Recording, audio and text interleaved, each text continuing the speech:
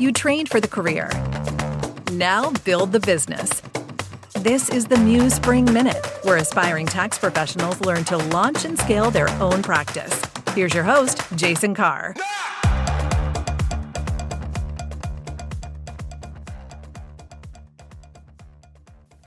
A good client intake form does more than collect names and social security numbers. It protects your time. It protects your workflow. It helps you identify scope issues before you're halfway through a return. It helps a client understand what information they need to provide. And if you build it properly, it becomes one of the most useful quality control tools in your tax practice. A lot of new preparers treat intake like paperwork. They ask for the client's name, address, dependents, W-2s, bank information, and maybe a few yes or no questions. And that's a start, but it's not enough. A good intake process should help you answer two important questions before work begins. What kind of return is this, and what facts do I need to know before I accept the work, quote the fee, or start preparing? That matters because clients do not always know what matters. A client may upload a W-2 but forget to tell you they moved states. They may upload a 1099 NEC but fail to mention that they formed an LLC. They may send a mortgage interest statement but forget that they rented the house for part of the year. They may upload brokerage statements but forget cryptocurrency transactions. And they may say, everything is the same as last year, even though their spouse started a side business. The intake form is where you catch those issues early. The first section should confirm identity and household information. Now that sounds basic, but basic errors create real problems.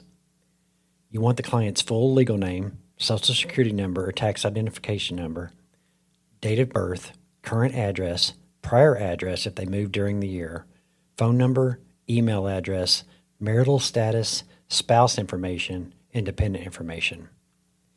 For dependents, do not just ask for names. Ask about relationship, months lived in the home, whether the dependent provided more than half of their own support, whether anyone else may claim the dependent, and whether the dependent had income.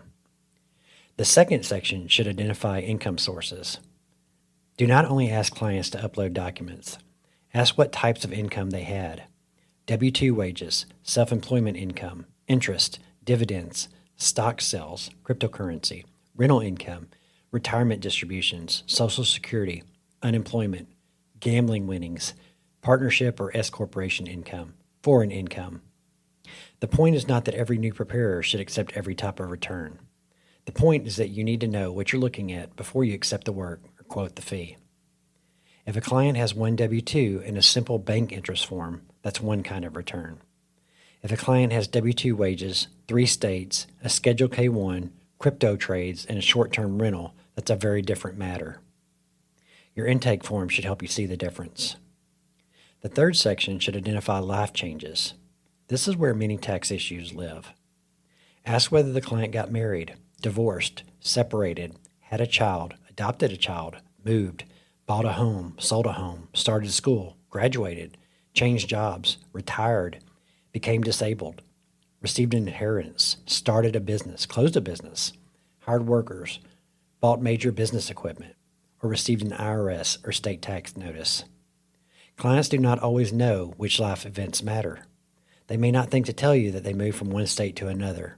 They may not think to mention that their child started college. They may not think a side project counts as business activity. The intake form pulls those facts out. The fourth section should focus on business activity. If a client had self-employment income, do not accept a pile of numbers with no context. Ask what the business does. Ask when it started, whether it has a separate bank account, whether the client formed an LLC. Ask whether the client has employees or contractors. Ask whether the client paid anyone more than $2,000, $600 prior to 2026. Ask whether bookkeeping is complete. Ask how income was tracked. Ask how expenses were tracked. Ask whether they used a vehicle, home office, software, supplies, subcontractors, advertising, meals, travel, or equipment for the business. This is not just about deductions. It's about understanding the business. A clean rideshare driver with organized mileage records is one thing. A construction contractor with employees, subcontractors, payroll issues, no bookkeeping system, and prior year problems is definitely another. Your intake form should help you identify whether the work fits your practice. The fifth section should ask about prior year and compliance issues. Ask whether the client filed last year. Ask whether they have unfiled returns. Ask whether they owe the IRS or a state tax agency. Ask whether they're on an installment agreement. Ask whether they received notices. Were they audited? Whether they made estimated tax payments. Ask whether they applied a prior year refund to the current year. These questions help you prepare the current return. They also help you identify when the client may need help beyond tax preparation. If the client has 3 unfiled years, a levy notice, and a current year return, the current year return may be one piece of the solution. This is where scope matters. The sixth section should cover document collection. Your intake form should not only ask questions, it should tell the client what to upload.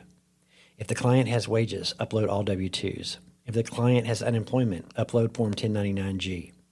If the client has self-employment income, upload 1099s, income records, expense summaries, mileage logs, and business records. If the client has a mortgage, upload Form 1098. If the client has investment sales, upload brokerage statements. If the client has college expenses, upload Form 1098-T and related records. And if the client made estimated payments, upload proof of payment.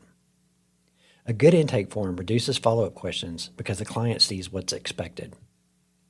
The seventh section should include client acknowledgments. This is where the client confirms that they're responsible for providing complete and accurate information, that they have uploaded all relevant documents, that they will respond to questions promptly, and that they understand the return cannot be finalized until missing information is provided. Now, don't make this heavy-handed, just make it clear.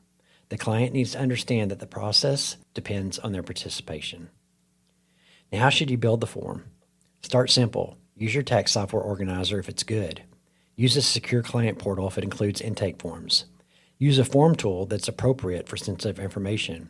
Do not collect tax information through a random, unsecured form. For the first version, build around your most common client type. If you mostly serve W-2 clients and basic families, your intake form can be simpler. If you serve Schedule C clients, your intake form needs a stronger business section. And if you serve multi-state clients, you need address history and state income questions. Or if you serve small business owners, you need entity, payroll, contractor, and bookkeeping questions. The form should match your practice. At MuseSpring, this is part of the launch and operate mindset. A tax practice is built on more than tax knowledge. It's built on systems that help you get the right facts, ask better questions, and avoid preventable mistakes. A strong intake form helps you do that. If you're building yours, do not try to make it perfect on the first pass. Build version 1. Use it with a few test clients. Track the questions you still have to ask by email. If you had to ask the same question 3 times, add it to the form. If clients misunderstood a question, rewrite it. If clients skipped a section, make it clearer. By the end of your first season, your intake form should be much better than it was in January. Your action step from this episode is simple. Write down the 25 questions you wish every client answered before you touch the return. Then organize those questions into sections: household, income, life changes, business activity, prior year issues, documents, and acknowledgments. That list becomes the starting point for your intake form. A good intake form will not replace professional judgment. It gives your judgment better facts to work with. I'm Jason Carr. Thanks for listening to the MuseSpring Minute.